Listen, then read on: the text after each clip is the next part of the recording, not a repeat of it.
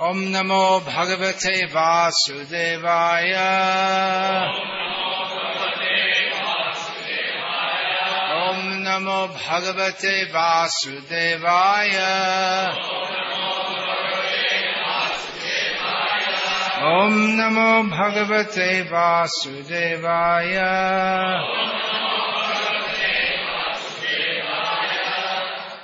Tadvidhi panipatena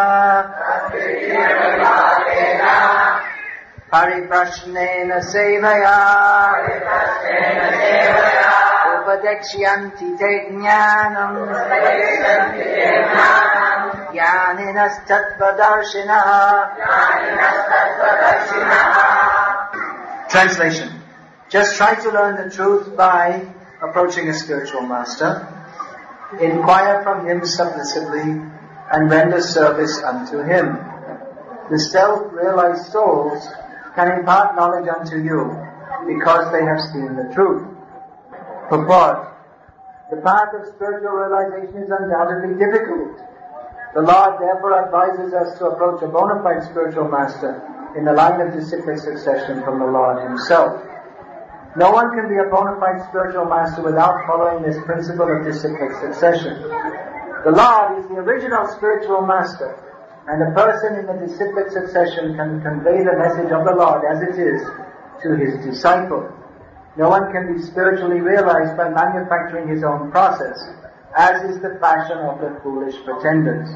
The Bhagavatam says, Dharmam tu sakshat bhagavat parinitam. The path of religion is directly enunciated by the Lord.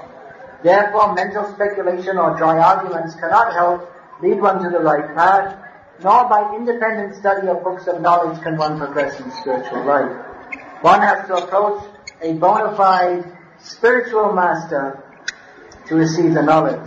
Such a spiritual master should be accepted in full surrender, and one should serve the spiritual master like a menial servant without false prestige.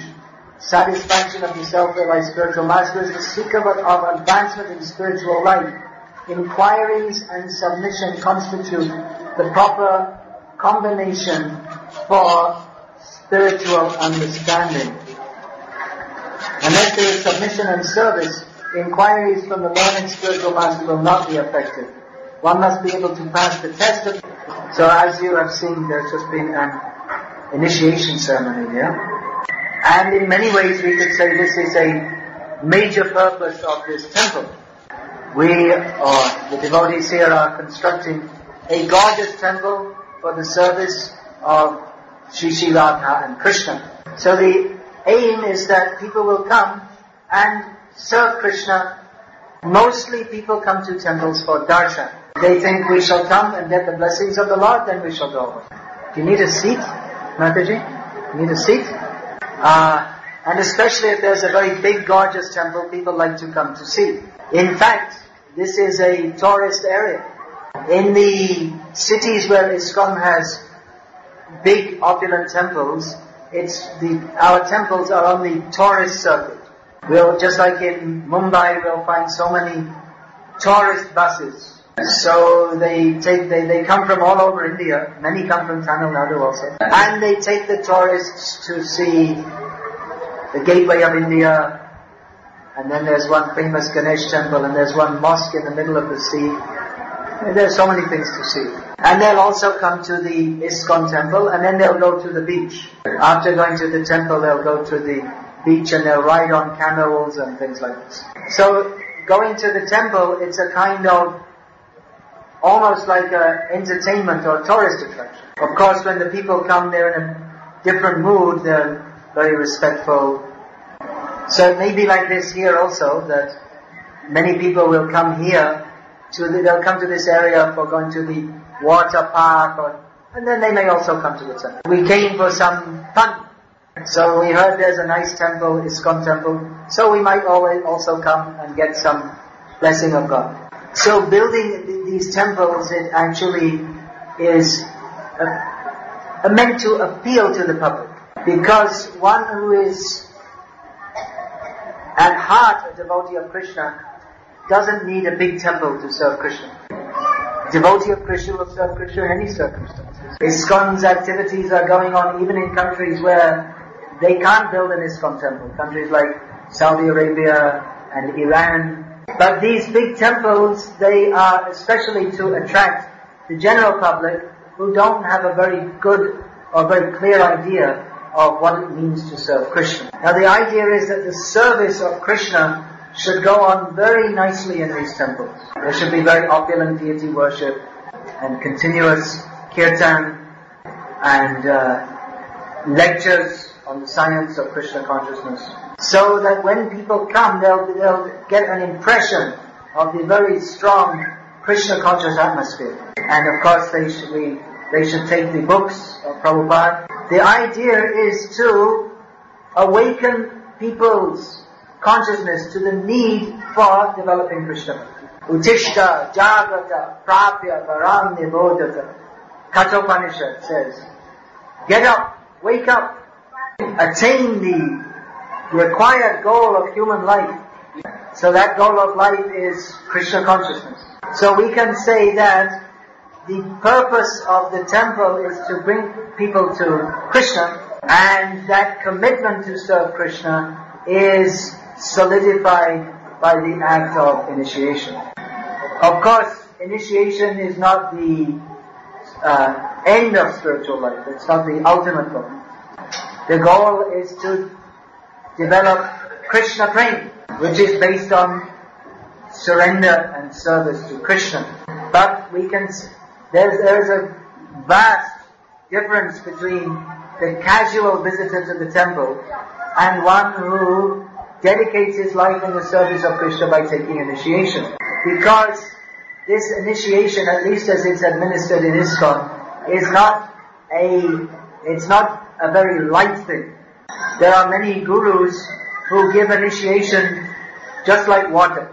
They organize big pandal programs and they initiate 20,000 people at one time. Or they meet someone and say, my name is Swami Bhogasananda and your name is? They give you a new name.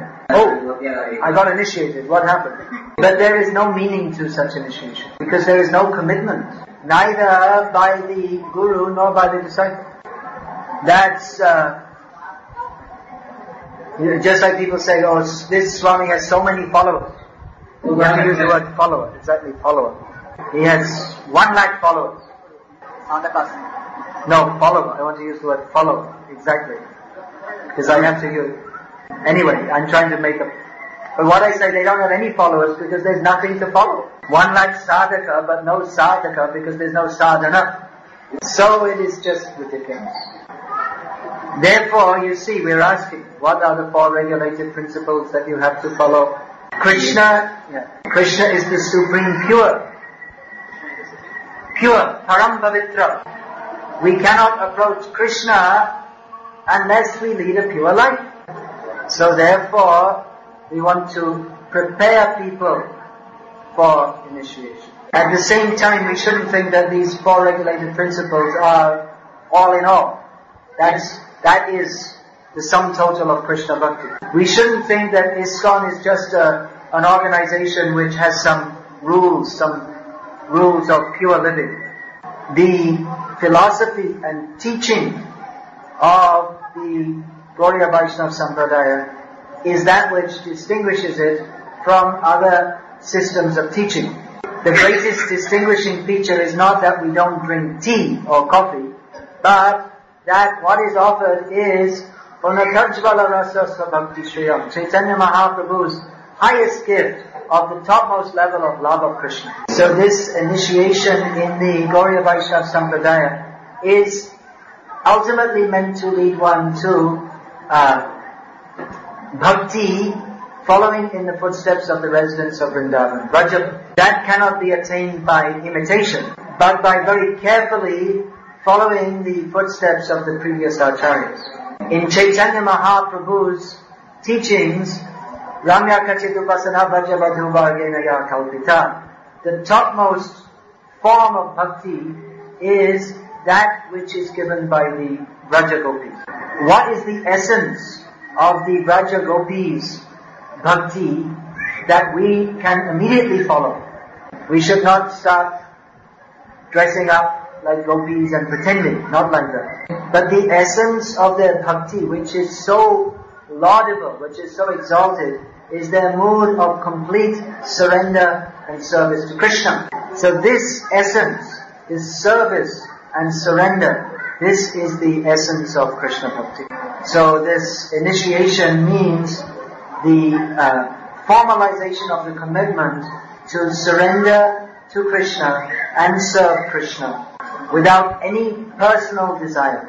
To come to that exalted stage, we should carefully follow the rules and regulations of devotional service and cultivate the mood of service to Krishna and his devotees. And that is another purpose of the temple, to give everyone an opportunity for service. A big temple is also needed because so many people are coming to serve Krishna, so there should be many services for them to do. And it may be that many temples are needed. Srila Prabhupada said that in Delhi we should have 12 temples, at least.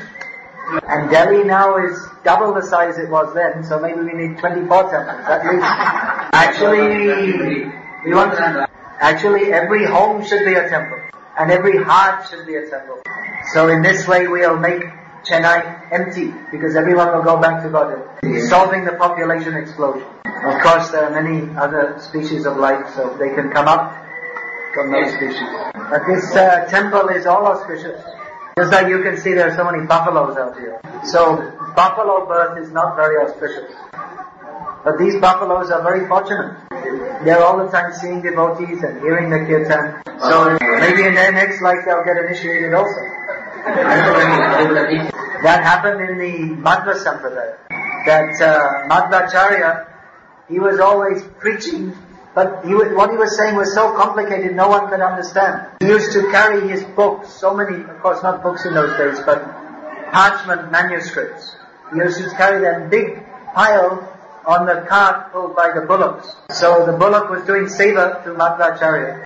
And when Madhvacharya was speaking, he would always listen very carefully.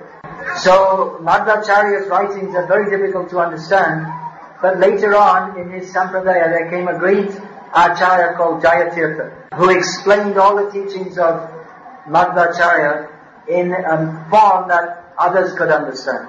So it is said that Jayatirtha, in his previous life, he was that bullock who was pulling the cart. So this goes to show that Krishna consciousness is all auspicious. That these temples, they can have tremendous effect in bringing all species of life to Krishna consciousness. Dogs are here also, because actually we're not supposed to throw away prasadam, but some people don't understand that. So the dogs are thinking, that's nice, we get plenty of food every day. They don't know anything about bhakti. But they're every day taking prasadam. These dogs are more fortunate than big rich people who are making their bungalows all around here, because they're getting prasadam every day. In this way, these temples, they're benefiting so many living beings, Jiva Rasi, so many living beings. So please, keep on coming, come forward in bhakti, try to help push on this Krishna consciousness movement. This temple room is full, that's nice, but there are about, how many people in Chennai? 7 crores, 8 crores, 10 crores? Huh? 7 crores. 70 lakhs. 7 million. Not 1 crore. 7 million. So there are about 7 million people here in the city who should be coming here also, but they're not. They're unfortunate. So you please take out Prabhupada's books and go door to door and tell people, come to Krishna's temple, chant Hare Krishna and be happy. So we should also chant Hare Krishna and be happy. It's overdue time for Arati.